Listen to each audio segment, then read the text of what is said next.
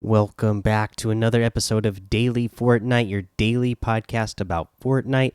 I'm your host, Mikey, aka Mike Daddy, aka Magnificent Mikey. Okay, so today, the first piece of news that I want to talk about is actually the Fortnite Zero Point DC comic book that was released today. I'm not going to read the whole comic book for you. You got to go buy it for yourself or subscribe to the DC Universe Infinite subscription service itself.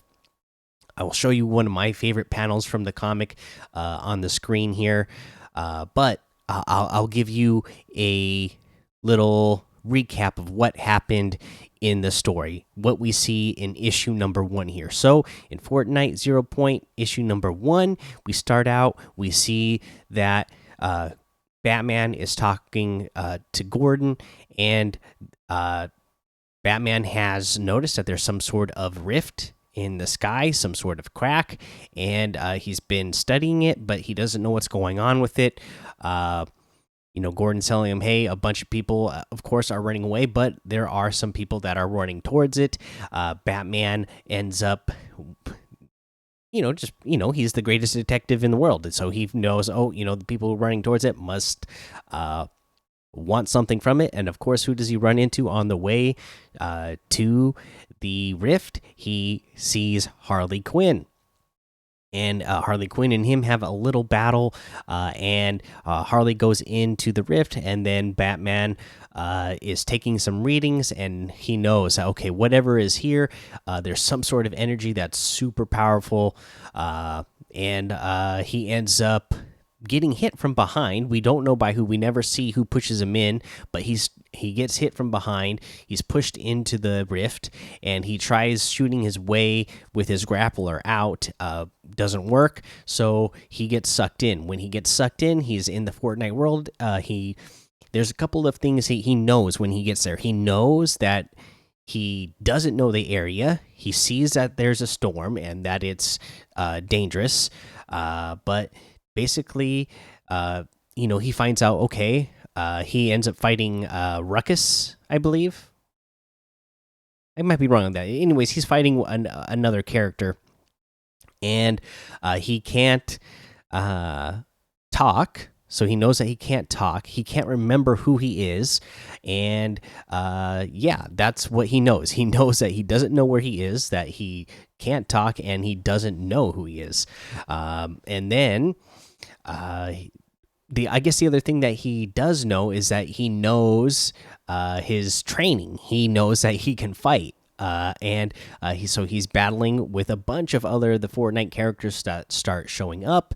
Of course, once he sees Selena Kyle, Catwoman, he is instantly attracted to her, and they are teaming. Either they're teaming, or they got into duos and just don't know about it. But they end up battling it out together as a team, fighting off the other Fortnite characters that are coming after them. One of the other things that he noticed during this time is that the storm is moving in, and that it comes to a stop on its own. That it's moving in, and then it just stops. So one thing that Batman figures out is that that is not a natural thing, and that whatever kind of power it would take to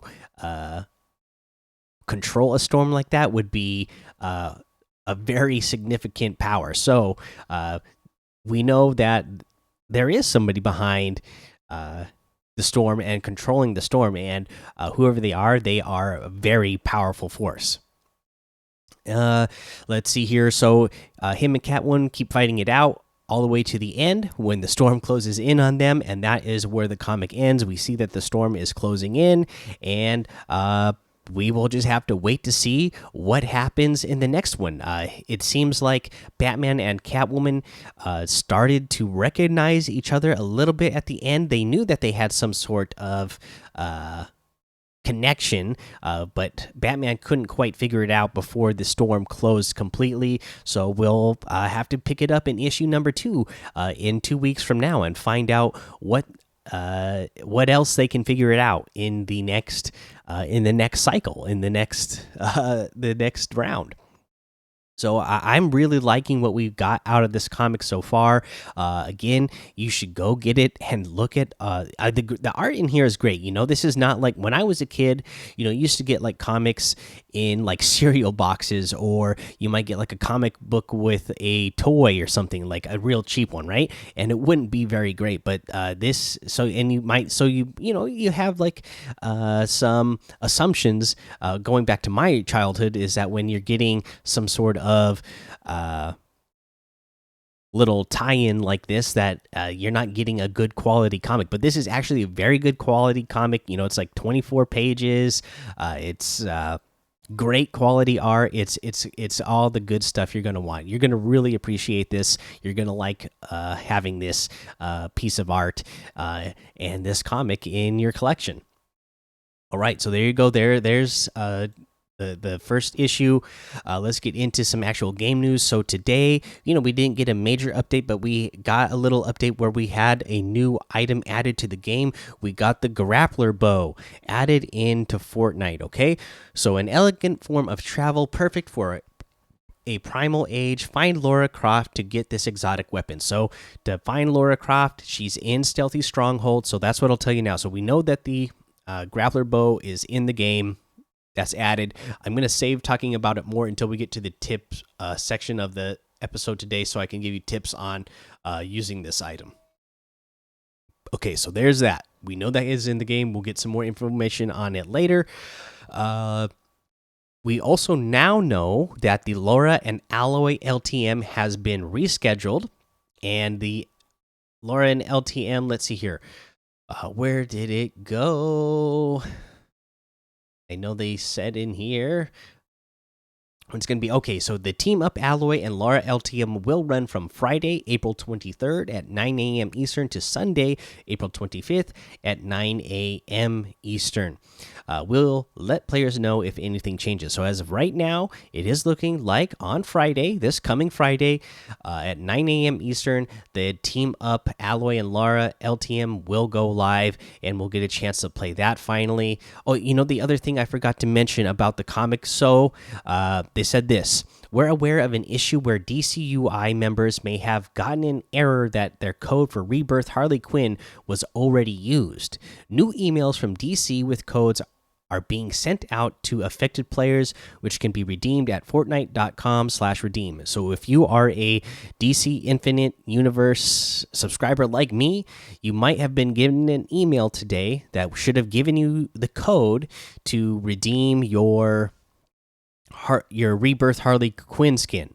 It looks like there was an error today that when you first put it in, it might have said that the code was already used.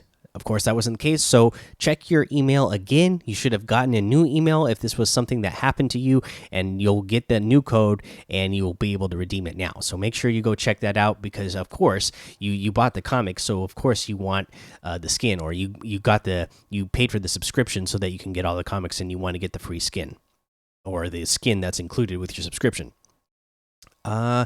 Now let's go ahead and look at another piece of news, another blog that is having to do with competitive Fortnite competitive rules clarifications. So competitive players, with the start of Fortnite Chapter 2 Season 6 FNCS on the horizon, we'd like to take this opportunity to reiterate our commitment to ensuring the integrity of competitive play of Fortnite in order to make sure that everyone is on the same page when it comes to what is and what is not permissible in our tournaments. Let's take a deeper look into some of our most commonly violated competitive rules.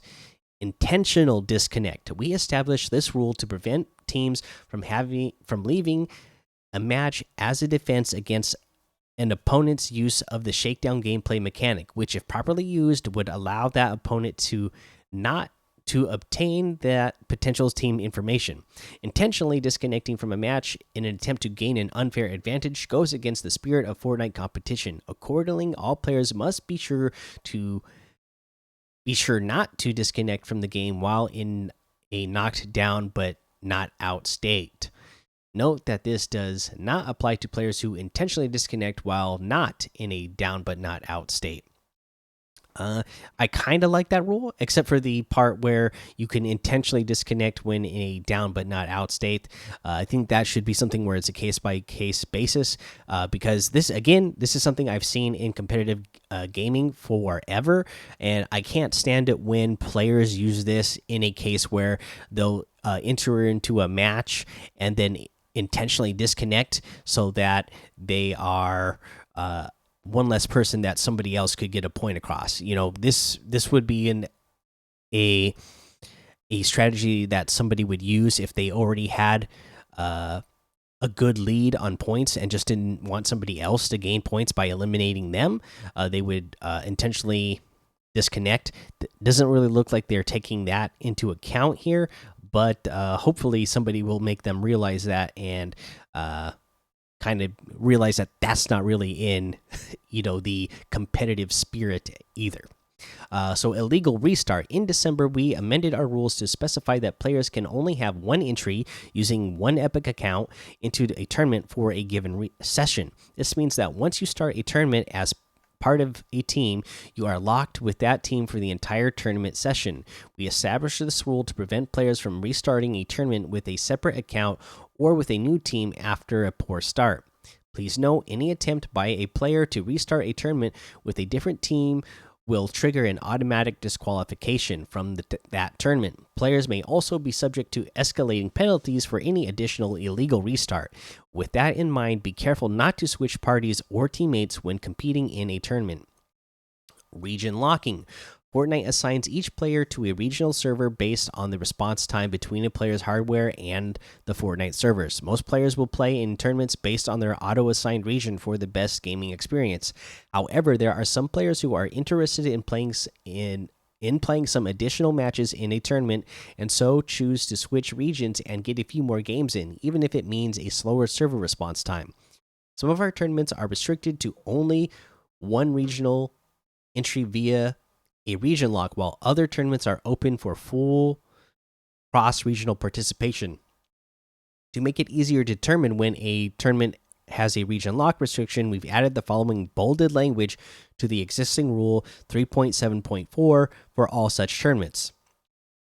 Players are expressly prohibited from having additional event entries using additional or secondary Epic accounts and or participating from more than one server region. Here's a couple of examples from recent tournaments that help clarify. Cash Cups are not currently region locked. You may compete in the same Monday Cash Cup on the EU, NA East, and NA West server regions. FNCS is currently region locked. You may only participate in a single region, and you will be locked to the first region that you select in your first qualifier of that particular season's FNCS. As noted above, some of the tournaments allow for this, others do not. You will need to be aware of which tournament restrict play to a single region, so you prioritize the region you wish to compete in. Additional competitive reminders, leaderboard adjustments. After a tournament has ended, it may be necessary for us to adjust that tournament's leaderboard.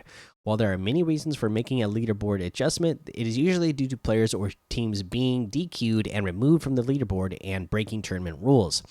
Unfortunately, one limitation we currently face with adjusting the leaderboards is the time it takes to complete the process. Depending on the reason behind the adjustment, this process can take anywhere from several hours to several days or longer to complete. This delay in finalizing official leaderboard standings is a primary reason why we may sometimes wait weeks before starting the process of awarding prizes to potential winners. For tournaments that award an advancement to play in a future round, like the FNCS qualifiers, we're unable to guarantee finalized leaderboard updates in the short window of time before the next round starts. Therefore, at the end of the round, the leaderboard at that moment is snapshotted, and those advancements are immediately awarded and considered final for the purpose of player or team advancement only. To summarize, for round to round advancement, we advance players' teams directly from a snapshot of the leaderboard at the conclusion of the round. For events with cash prizes, we delay distribution of those potential prizes until we're confident the leaderboards are finalized.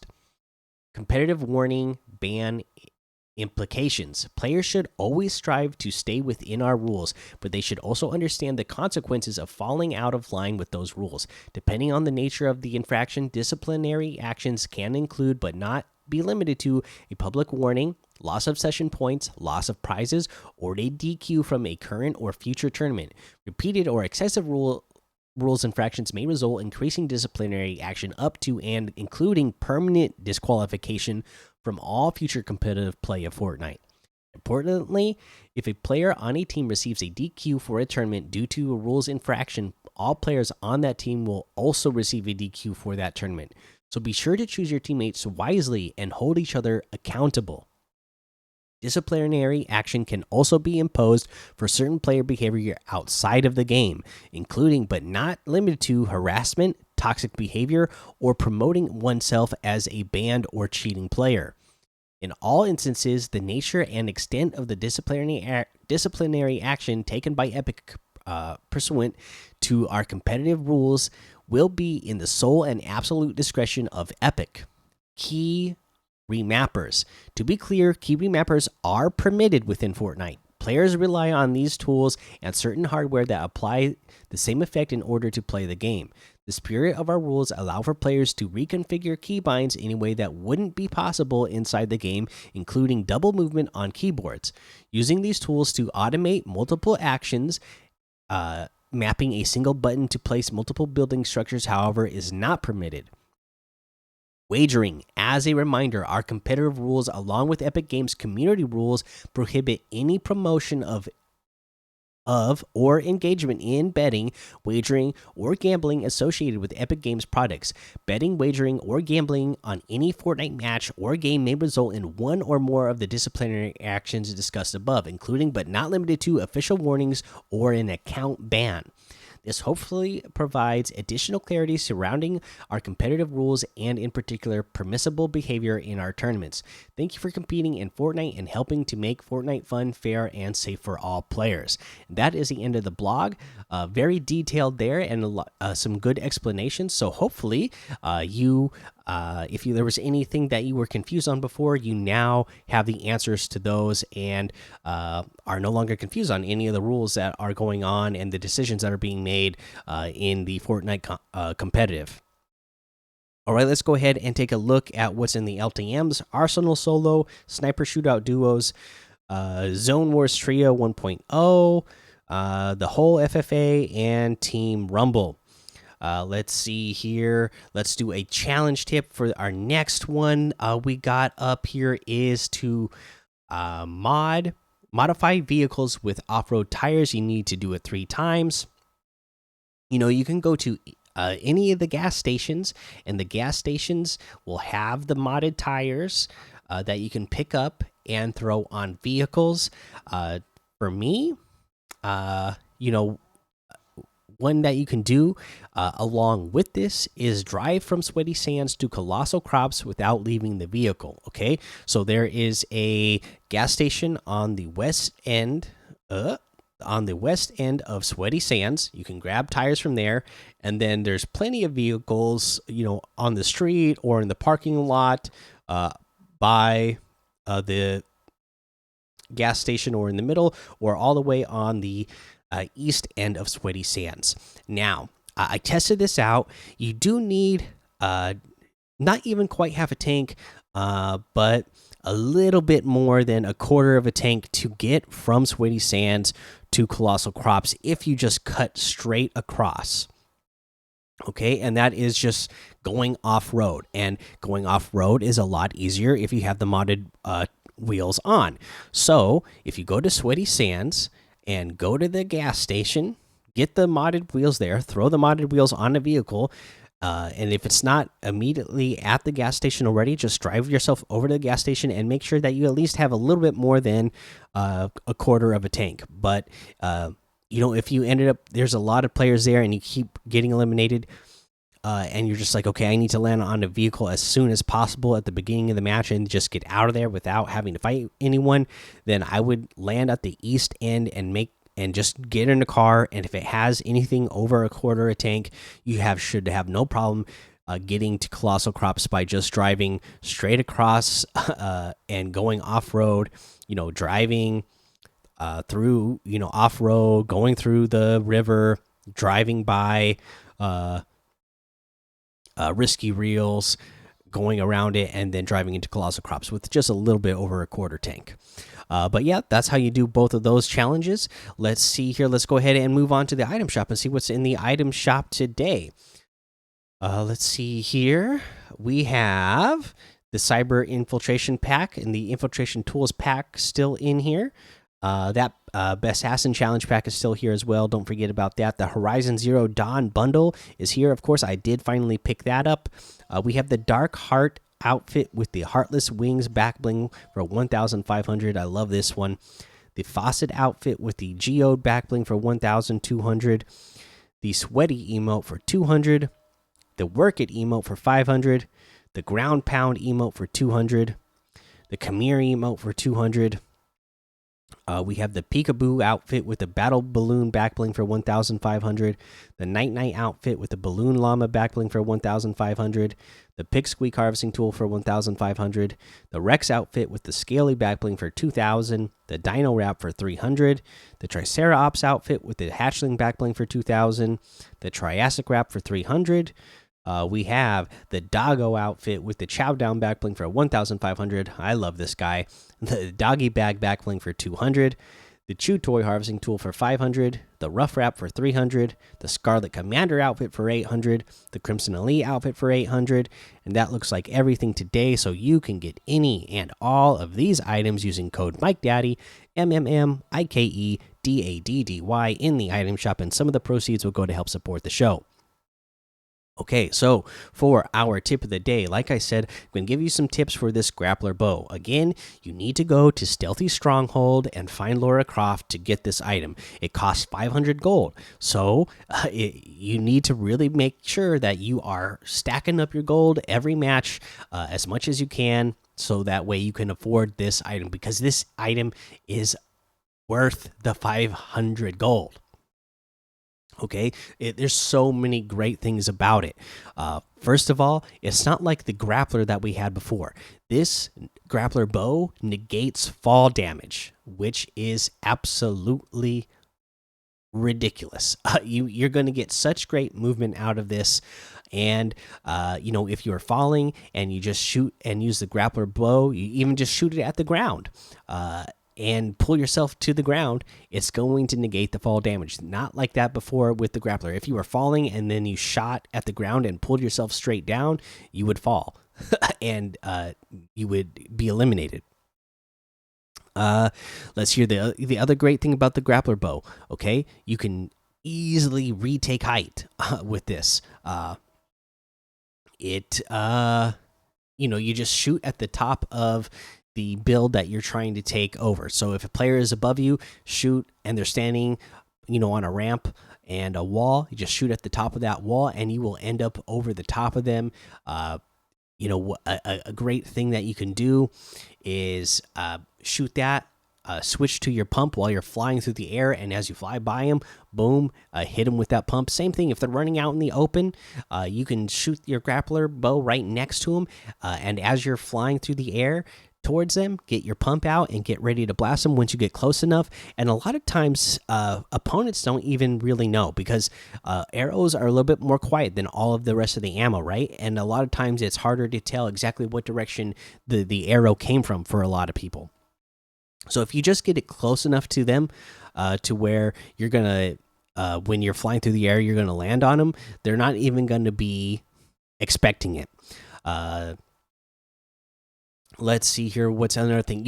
This also does damage. You can get a direct hit with the grappler bow, and it will do 89 damage.